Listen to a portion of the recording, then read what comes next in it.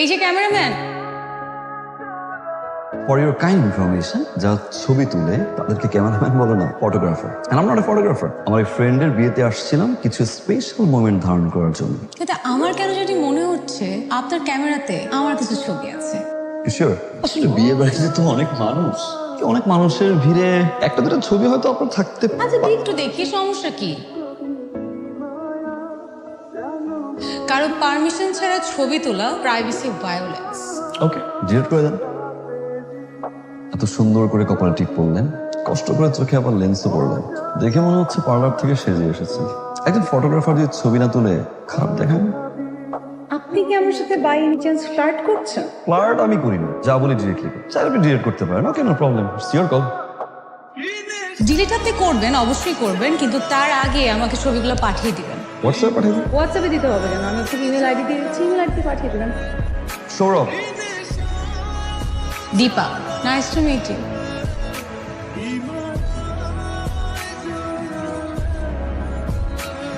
তুমি হেল্প করবে? কি হেল্প মিস্টার ক্যামেরাম্যান?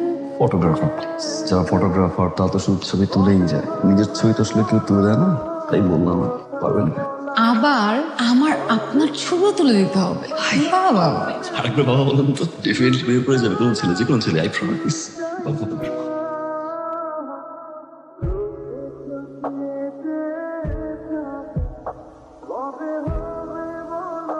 কি আবার মুড অফ মনে হচ্ছে? আমার বাবা আসলে একটু অসুস্থ। কি হয়েছে আঙ্কেল? বাবার আসলে যে বিজনেসটা ছিল, বাবা সেখানে অনেক টাকা ইনভেস্ট করে ফেলে। তারপর যখন লস হয়, আস্তে আস্তে বাবা মেন্টালি অ্যান্ড ফিজিক্যালি সিক হয়ে পড়ে। এখনো ওই অবস্থায় আছে। সুস্থ হয়ে যাবে বাবা, আই প্রমিস। দোয়া করে দেবেন। সৌরভ নামটা অনেক সুন্দর। সৌরভ নামের অর্থ হচ্ছে ঘ্রাণ, সুন্দর ঘ্রাণ। দীপা নামটাও কিন্তু খারাপ না। দীপা নামের অর্থ হচ্ছে বন্ধুত্ব করা।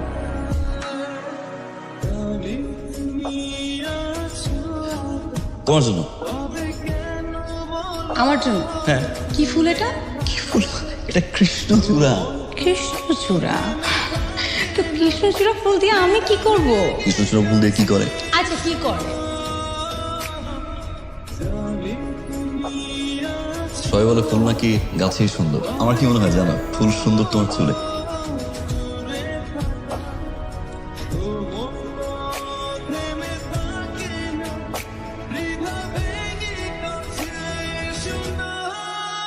অনেক সুন্দর লাগছে। একটা মেয়ের সাজলে এত সুন্দর লাগে, জীবনে মনে হয় প্রথম দেখলাম। সাজার কারণ কি? মেয়েরা মাঝে মধ্যে অকারণেই সাজে, তাদের মায়াবতী হতে ভালো লাগে, তাই। তুমি কি মায়া হবে? শুধু আমার মায়া।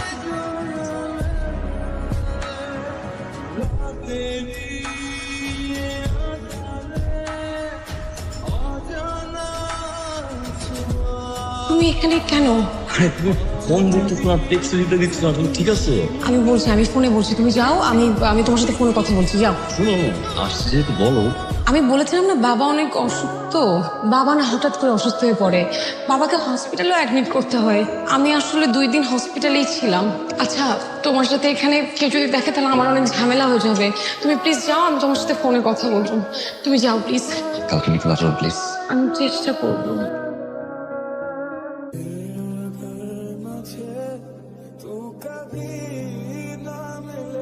আরে বাহ, আজ আপনি আমার আগে। কোনো ছেলে যখন কোনো মেয়ের জন্য অনেকক্ষণ ধরে অপেক্ষা করে, তার মানে ছেলেটা মেয়েটাকে ভালোবাসে। আর যখন কোনো মেয়ে কোনো ছেলের জন্য অপেক্ষা করে, তার মানে তো মেয়েটা ঠিকই ভালোবাসে।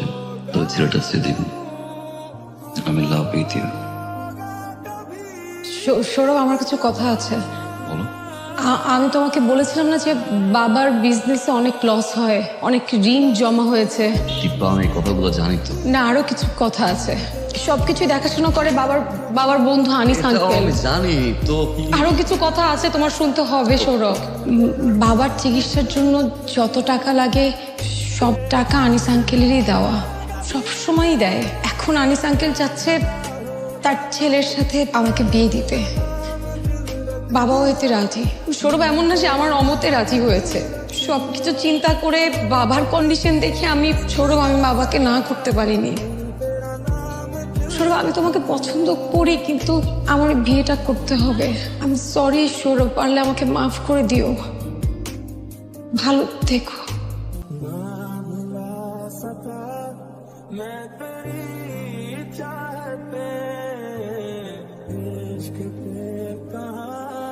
बस किसी का चले हो भी जाए मेरी सांसें